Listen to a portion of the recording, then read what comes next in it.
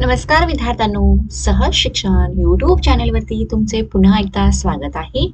तर विद्यार्थ्यांनो, आज आपण इयत्ता 5वी विषय आहे मराठी बालभारती आणि त्यामधला 14वा धडा आहे राष्ट्रसंत तुकडोजी महाराज.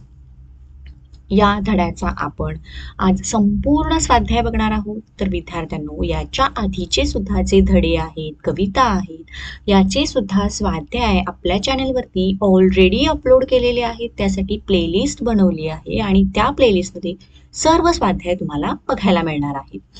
तर तुम्ही चॅनलवरती नवीन असाल तर चॅनलला पटकन सबस्क्राईब करून खाली जो बेल आयकॉन दिला आहे, बेल आयकॉनवरती बटन प्रेस करा.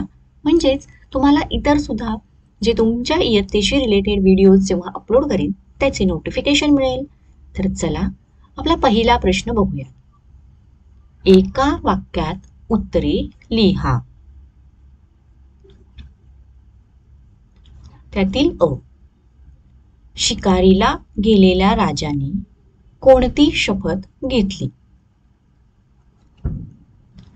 तर याचं उत्तर आहे, यापुढे मी कोणत्याही प्राण्याची शिकार करणार नाही अशी शपथ शिकारीला गेलेल्या राजाने घेतली.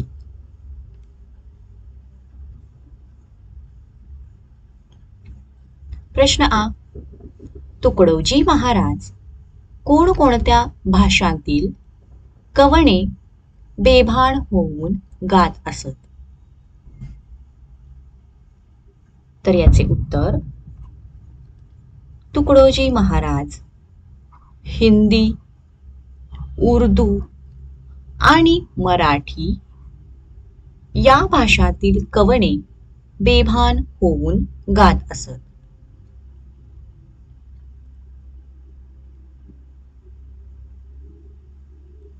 ई प्रश्न, तुकडोजी महाराज यांनी कोणता ग्रंथ लिहिला? आणि याचं उत्तर, तुकडोजी महाराज यांनी ग्रामगीता हा ग्रंथ लिहिला.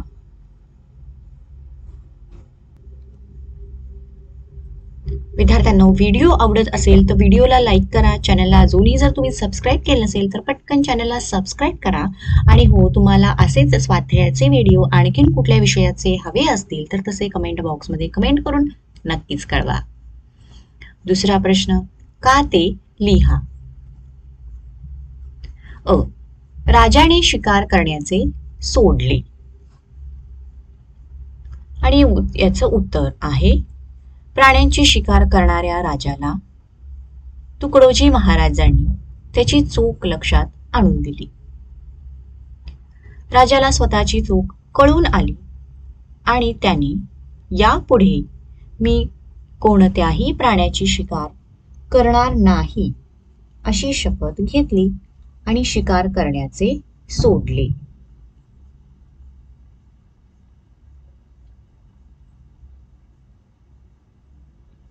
प्रश्न आ, चंद्रपूर जिल्ह्यातील लोक तुकडोजी महाराजांना देवबाबा म्हणत.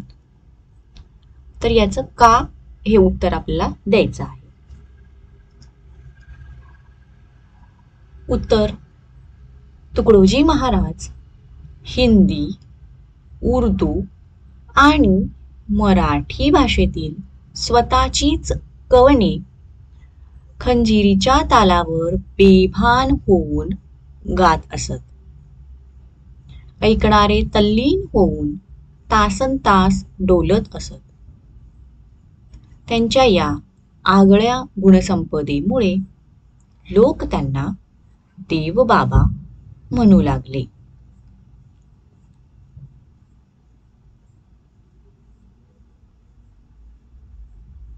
प्रश्न ई, राष्ट्रपती डॉक्टर राजेंद्र प्रसाद यांनी तुकडोजी महाराजांचा राष्ट्रसंत पदवीने गौरव केला.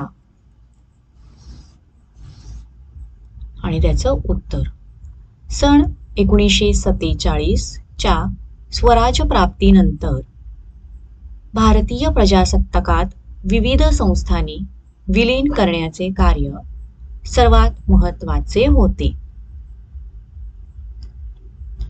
स्वतंत्र भारत उभारण्याच्या या कार्यात तुकडोजींच्या श्री गुरुदेव सेवा मंडळाने सहभाग घेतला.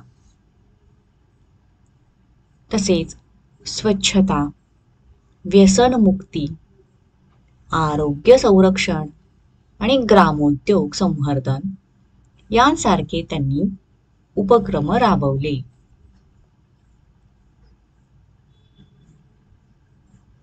आचार्य विनोबा भावे यांनी सुरू केलेल्या भूदान चळवळीत भाग घेऊन त्यांनी भूदानासाठी जमीन मिळवून दिली. त्यांचे हे महान कार्य पाहून भारताचे पहिले राष्ट्रपती डॉक्टर राजेंद्र प्रसाद यांनी त्यांचा राष्ट्रसंत या पदवीने गौरव केला.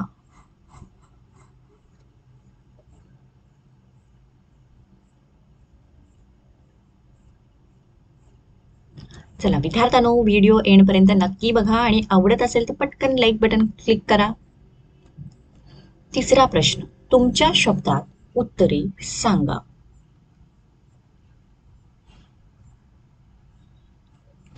त्यामध्ये श्री गुरुदेव सेवा मंडळाने कोणकोणते उपक्रम राबवले? याचे उत्तर, सन 1947च्या स्वराज्य प्राप्तीनंतर भारतीय प्रजासत्ताकात विविध संस्थांनी विलीन करण्याचे कार्य सर्वात महत्त्वाचे होते. स्वतंत्र भारत उभारण्याच्या या कार्यात तुकडोजींच्या श्री गुरुदेव सेवा मंडळाने सहभाग घेतला. यामध्ये हैदराबाद स्टेट व कोल्हापूर संस्थान विलीन करण्यात सहभाग घेतला. गुरुदेव सेवा मंडळाने वेगवेगळ्या गावी सप्ताह आयोजित केले. त्यांनी व्यसनमुक्ती, स्वच्छता, ग्रामोद्योग संवर्धन आणि आरोग्य संरक्षण यांसारखे अनेक उपक्रम राबवले.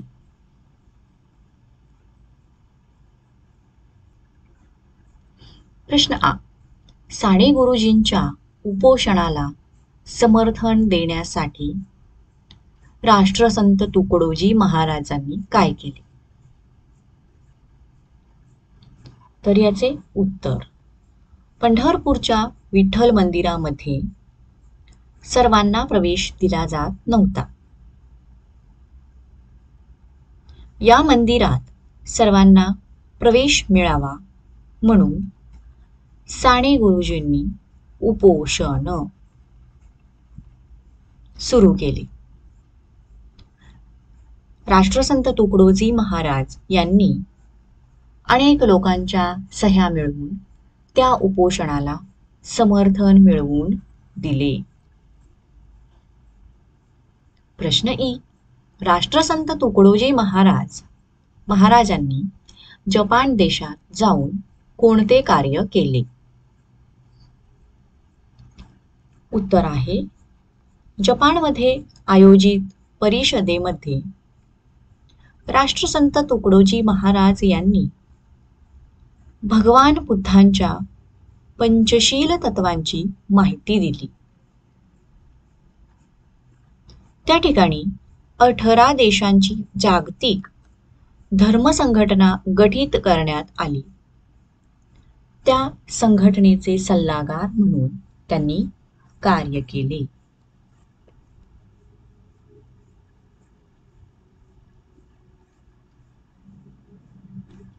विद्यार्थ्यांनो, याच प्रश्नाबरोबर आपला हा स्वाध्याय संपला आहे.